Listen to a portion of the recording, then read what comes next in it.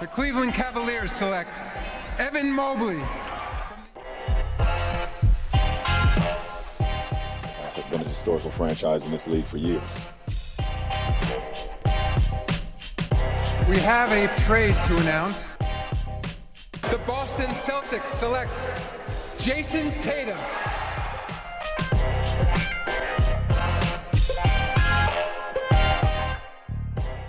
Hello, everybody. Welcome back to the NBA Front Office Show. We've got more trade news to break down. I'm Trevor Lane. You can find me on Twitter at Trevor_Lane, on Instagram at Trevor Lane NBA, joined by Keith Smith at Keith Smith NBA.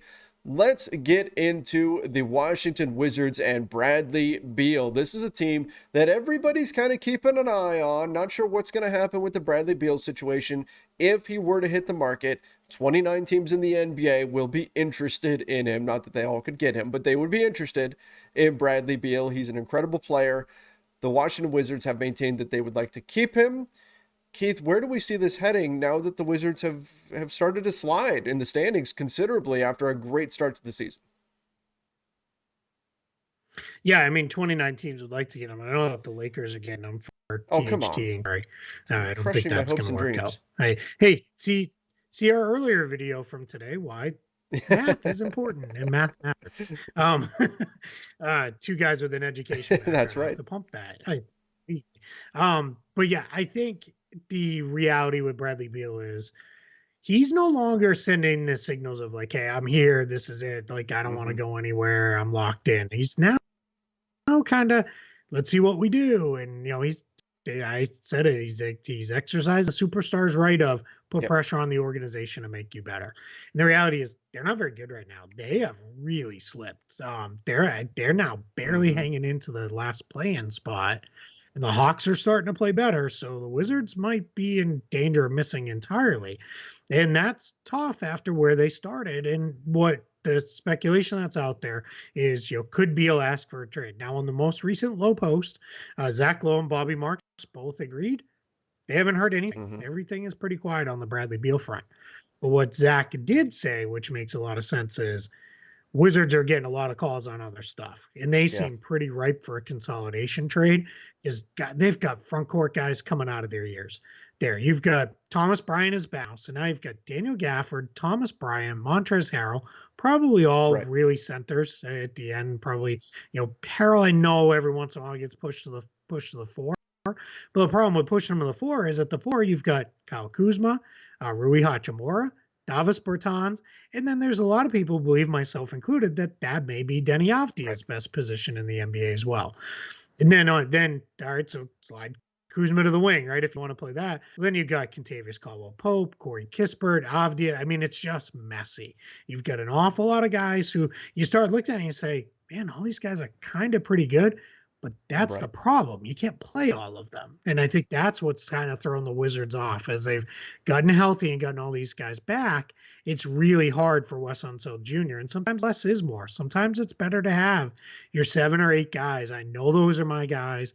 You fill in around them as necessary and you just run with them. Sometimes that makes more sense. And it's, I know people will say, so just don't play some of those other guys. It's not that easy. It doesn't work that way in the NBA. Sometimes, then you're going to have to deal with guys being unhappy. And this time of year, you're going to deal with guys saying, trade me if you're not going to play me. So I do think we're going to get some Wizards action. I don't know. I agree. I don't see them moving on from Bradley Beal at this point.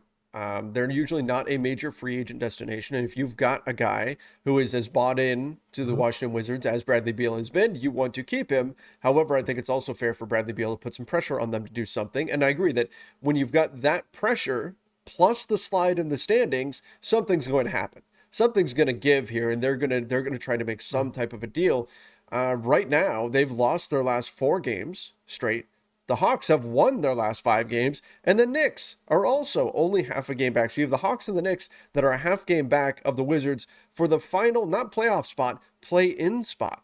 Play-in tournament spot. The Wizards are now the 10 seed, again, losing their last 4. And in terms of point differential, they're the only team in the top 10 in the Eastern Conference that is a negative in terms of point differential right now. So there does seem to be a gap between everybody else and them. There is this split that's coming, which is, again, an incredible slide considering what at one point in the season they were the 1 seed in the Eastern Conference.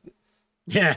Yeah. Not even all that long So ago. this has been a rough Either, stretch yeah. for them. So not a surprise that Bradley Beal is taking this tactic, this strategy of trying to put pressure on them, and based on their roster and where things are going in the standings, it makes all kinds of sense for the Wizards to make a move, but I don't think it will be the move to trade Bradley Beal. Yeah, no, and the last part on this one is both Zach and Bobby both agreed, and I'm right there with them. Is if you're Bradley Beal, you take the contract from the Wizards, you get the max amount you can, and then if things aren't looking good in a year or two, you have that conversation of, hey, I might want to move on, and then that's when you deal with it. Then there's I mean, much like Damian Lillard, right? Kind of his counterpart in terms of giving everything you can. I mean, he's kind of done everything he can for this team, and I don't know that anybody's going to be overly upset if he's like, hey, I want to go somewhere and really compete for a championship before my career's over. Take the money so now, let's see figure where out it the goes. location later. The Hawks, to jump over to the Atlanta Hawks, who are surging. They are apparently not in on Jerami Grant. They've moved on from that discussion. Now, the Jerami Grant topic, every team, it feels like, is after Jerami Grant to some degree, or has checked in, because he's such an easy fit in so many different places. So not a surprise that his price might get so high, the bidding war might get so furious for him, that some teams will just say, you know what, we're not going to be in on this. We've already heard the Lakers have kind of moved on from it, knowing that they're not going to get him for what they've got to offer, which again, not a surprise. The Hawks as well now kind of saying, yeah, this isn't going to work out for us. Yeah, and I think if you're the Hawks, the idea right now is if they're going to trade John Collins, the whole thought process is resetting their cap sheet and kind of saying, we just can't carry this many guys that are $20+ million players because we're not the Warriors, we're not the Lakers, we're not the Knicks, we're not the Nets. Like we're not one of those teams. And I think the idea of trade for Jerami Grant and then hand him a contract that's worth almost $30 million a year, that starts to become a major issue. And I think that's the thing. If you're the Hawks, it's, hey, let's step back and go, because you're absolutely right. Strictly basketball wise, Jerami Grant fits just about anywhere. It's when you start to factor in that contract piece of there. And then personal opinion, John Collins, I think, is a better player than Jerami Grant, and I think a better fit for that Hawks roster. I think you've got DeAndre Hunter gives you a lot of what Jerami Grant can give you defensively, while Collins gives it to you offensively. And I think you're fine with those two versus kind of throwing a whole bunch of stuff Detroit's way to get Grant and then have to re-sign him and all that. Agreed. I do wonder, this win streak, the Hawks have been looked at as a team that is ripe for a trade. I wonder if this 5-game win streak changes their thinking at all. If it gives them pause as far as making a deal. If they think, okay, well, maybe the first half of the season we just didn't have things clicking. Now we're going to see the team that we really are, and we're going to look more like last year's team. It'd be interesting to see what they do if they keep winning here. I think them, like any number of teams in the league, are probably looking and saying, we're finally healthy and we're starting to win games.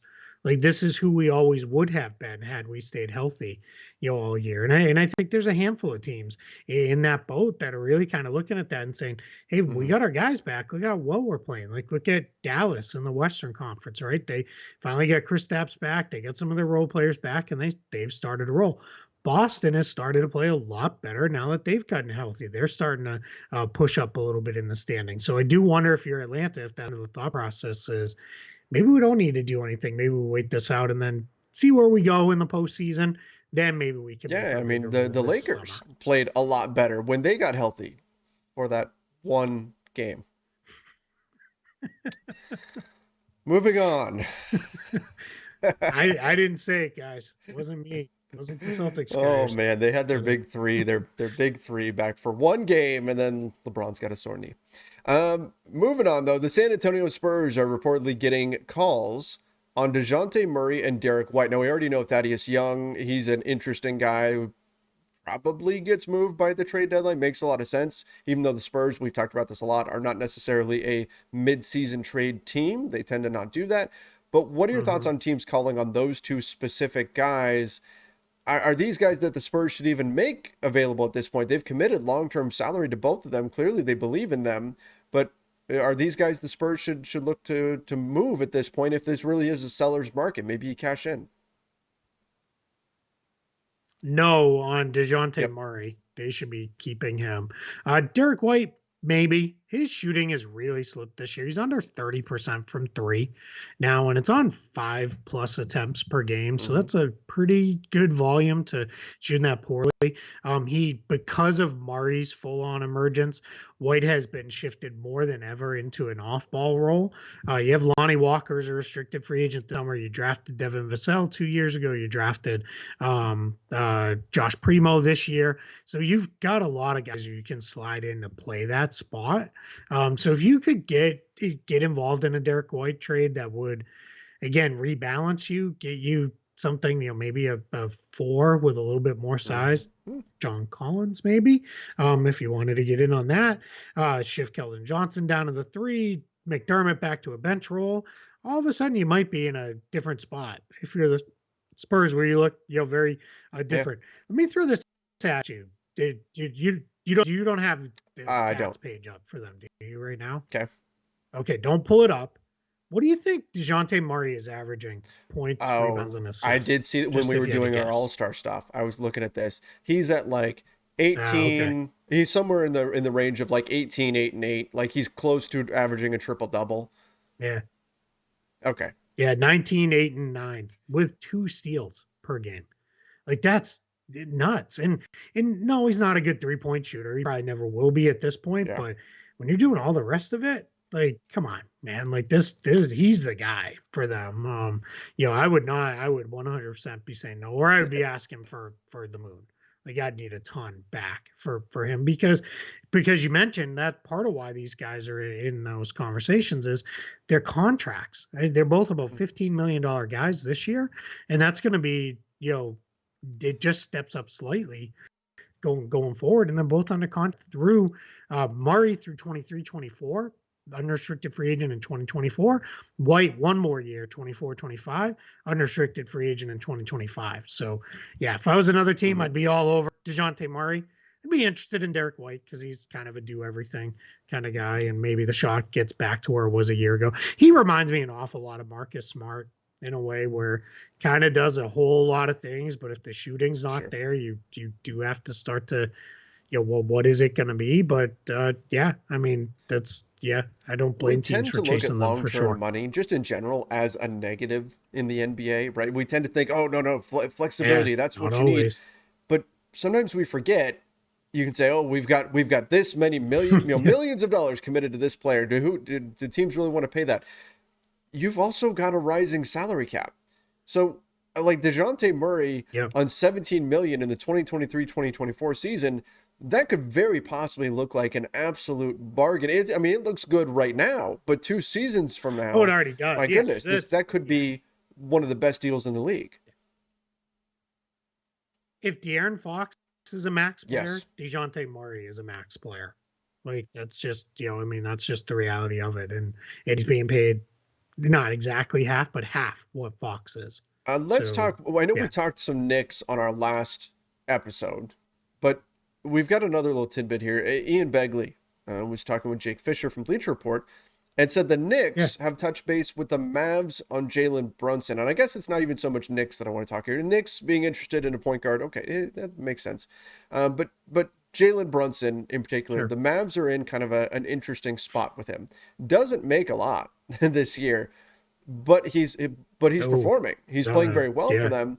He's going to have to get paid after this season. So what do the Mavs do? I mean, do you cash in on Jalen Brunson? Do you try to trade him? But then again, the outgoing salary is not that much. Then you're talking about attaching guys to him to try to make something work. Do you just commit to him and decide you're going to be the team that pays him this offseason? What do the Mavs do here with Jalen Brunson?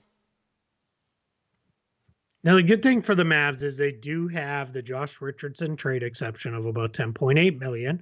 That does allow you to do an unbalanced salary trade. You could take back a player who makes $10 million for Brunson straight up and make that trade work. And they're also, just as importantly, they're about $15 million under the luxury tax. So they have the ability to bring that player in without going over the tax. So the question needs to be though is, I guess so this is just kind of a good thought exercise overall, right? With a guy like Jalen Brunson, because what do you set his value at? Just in a vacuum, what would you pay Jalen Brunson this offseason? Remember, we just about DeJounte Murray makes $15 million. I mean, what would you pay Jalen Brunson? If that's the bar, right? If DeJounte Murray equals 15 million, then you're probably talking about, I mean, look, he's averaging 16 and 6 almost this season for Jalen Brunson. You're probably talking about somewhere in the 10 to 12 million range. Yeah, so it's probably gonna be more, right? Because Murray signed that deal Murray, ago, so one will.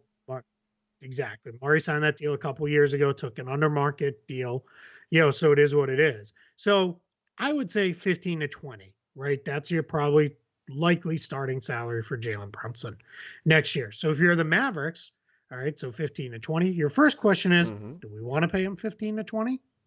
If you do, well, then the decision's easy, right? You don't trade him, you keep him, and you move about. If you start looking and saying, man, starting next year, Luka and Kristaps are $79 million combined on our payroll just for those two players. Then we've got 19.6 for Tim Hardaway Jr., 11 for Dwight Powell, 10 for Reggie Bullock. All right, can we pay him 15 to 20 million? And are we ready to push that deep into the luxury tax? So, all right, so let's take it a step further. All right, well, who's going to go get him this summer? There's only 3 teams with cap space: Detroit, Orlando, and San Antonio. Just talked about it. San Antonio has 1 million guards. They're out. They're not going to chase Jalen Brunson. The Magic, same thing. They've got more guards than they know what to do with. They're not going to go after Jalen Brunson. Maybe. Detroit, maybe. But is Detroit ready to say Jalen Brunson's the guy we're going to drop 20 mil on a year to push things? So then it becomes sign and trade. And that's where it becomes, hey, Knicks, what are we thinking here? And that's where it becomes right now. This season is, hey, if you're going to do this anyway, maybe right now. Maybe we look at doing it now. Season. And then we get, as Dallas, we get some help. And keep in mind, different front office players, but these guys have gotten together on trades in the past. So you could have something there. And that's where I think how you build to that is you go through that whole process. Then it becomes, all right, what if this team's really interested? Maybe we do something today versus waiting another, several months. And remember, if you're Dallas, Tim Hardaway Jr. is now out for a while. Do you want Alec Burks back and say, hey, that's a reasonable replacement for Hardaway and can help us going forward, not a crazy salary number, and we get off? Maybe we swing it so, hey, that pick we owe you, let's wipe that off the books. We're not going to give you that pick anymore. And then it becomes, Burks and the pick back for Brunson. Maybe that's a reasonable start to be a reasonable trade construction if 15 to 20 million is really, I mean, it's in play, but we've also seen guards get squeezed in the market recently because a lot of teams don't need a point guard right now, and particularly an undersized one. He's 6'1". So I do wonder if you've got a team that's saying 15 to 20 million dollars for Jalen Brunson, no problem, even if that is fair market value. Yeah, I think you have to look at it too. If you're Dallas, anything under that number, I'm just keeping them, and I'll figure out the rest later. Right? If it's under 15 million, if it's 12 to 15 million, done. Sign it. We'll figure it all out. If I have to shed a salary later, I'll figure that out with that. So, and then also let's just look at the free agent market at point guard. We spent a long time talking about James Harden already, if you consider him to be a point guard, which I generally tend to. Then it's Kyrie Irving. Well, that's a bananas situation. We don't even know what's going on there. And then after that, it's Jalen Brunson, and you start to get into some big question marks because it becomes Ricky Rubio is coming off an injury, Colin Sexton coming off an injury, and he's restricted. Tomas Satoransky, Goran Dragic, Patrick Beverly maybe ish, Tyus Jones, pretty good backup. Let's see what Patty Mills does with his player option for next year. So your youngish long-term starting option, it's Jalen Brunson and not much else. So that's also says to me, you need to make a move at point guard. You're it's Jalen Brunson or bust, or Yeah, just pretty big 25 years trade. old, so teams could potentially sell themselves on him, still having that upside there Mhm. for them. So be interesting to see Yep. how his market plays out and whether or not this impacts things here at the trade deadline, because it certainly could. Some Yeah. sad news. Nasser Little out for the season, shoulder injury. Yeah.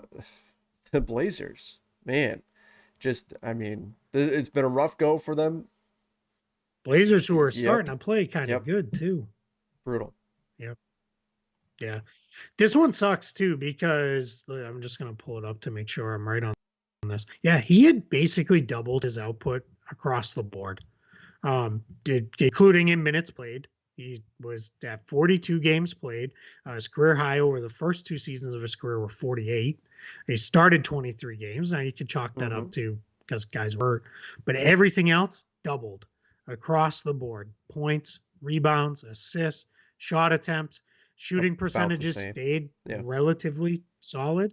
As the volume went up, that's always a good sign when that happens. So yeah, this is just not great for him because he was going to play a ton for the rest of this year, no matter what Portland did. And now, out with a shoulder injury and just it's rough. He's got one more year left on his rookie scale. That's also you don't want to be going into your With an extension summer with that kind of hanging out there that you were injured, but it is what it is. I guess the only main kind of upside is he's right-handed. It was in his left shoulder. Maybe that's something to look on the bright side with. But yeah, man, he really had started to play pretty good basketball for the Blazers, and that it's just a bummer that now a young player on a team that's not really going anywhere is going to be out for a large chunk of time. Not what you wanted to see for sure. To wrap things up, Daniel House Nope. gets a second 10-day deal with the Utah Jazz. Remember, he was a Houston Rocket, got waived earlier on the season. We'll see if he can stick in Utah or what they do there. But he's an interesting player that has been a decent floor spacer in years past, and Utah may have some utility for him here. Mm-hmm. Yeah, and sounds Tony Joe of The Athletic, who covers the Jazz, a really good beat writer covering the Jazz, says that they're really happy with what he's brought them, and kind of makes sense, right? He kind of fills a need for them as a wing defenderish size guy. He hasn't played all that well for them, hasn't really played well in a couple of years. Really came back to when he had the whole fiasco and got booted from the bubble. But we'll I mean, good for him to get that second 10-day and move on and go from there with that. Hey, we just want to send, I know people will listen to this on Friday as it comes out and over the weekend. Well wishes to everybody, especially those folks in the Northeast. Hope you make it through whatever this storm dumps on you snow wise, because it's probably gonna be pretty brutal out there. I know where my folks live in the South Shore of Massachusetts.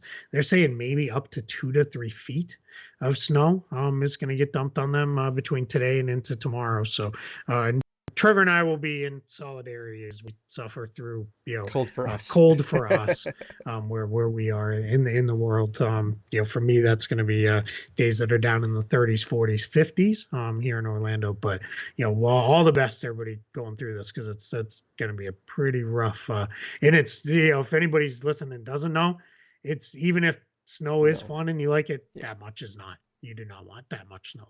That just kind of ruins everything. You can't get anywhere. So you can't do anything. Best of luck to everybody dealing with that. Warm wishes, I suppose we should say. Yes. Yeah, hopefully everybody gets through that okay. But thank you everybody for watching. Thank you everybody who's subscribed over to the NBA Front Office YouTube channel. You've turned on those notifications. And of course, if you're listening to the podcast version of this, thanks for everybody who's following us, whether it's on Apple Podcasts, Spotify, wherever it is that you listen to podcasts. We appreciate all of you. Hope you all have a great weekend. If anything else happens, anything major happens, we'll jump on. If we need to do a weekend show, we will. But if not, then we will see you all on Monday. Till then, stay safe. See ya.